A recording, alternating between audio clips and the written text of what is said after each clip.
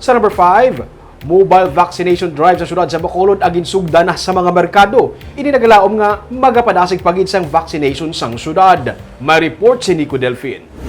Nag-arangka na si Vaxi, ang city bus nga ginasakyan sang katapos ang Bacolod Emergency Operation Center kag mga vaccinators nga personal nga nagkadto sa Libertad Public Market para mabakunahan ang mga market vendors sa Bacolod.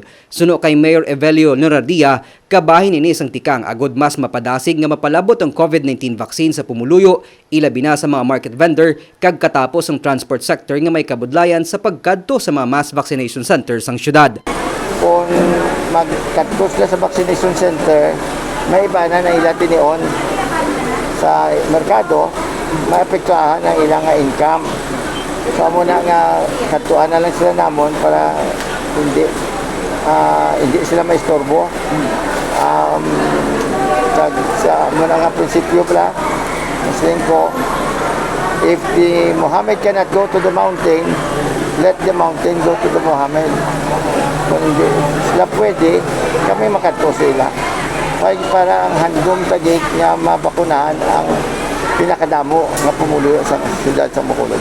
Gani ang manugbaligya nga si Wilmarie Saraga, balik gileon sa pagbaligya sa idalom sang annex building matapos makabaton sang first dose sang Sinovac vaccine.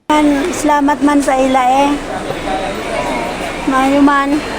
Kaya sila nagid mismo nagakadto direte, tsansa nagid namon. Kapin sa 600 ka mga vendor gikan sa Libertad Public Market, Bacolod Central Market kag Burgos Public Market ang target nga mabakunahan pinaagi sa mobile vaccination drive sang Bacolod. Sandig sa record sang Emergency Operation Center, nagalabot na sa masobra 130,000 o kon 30 to 40% ang nabakunahan pinaagi sa vaccination program sang syudad.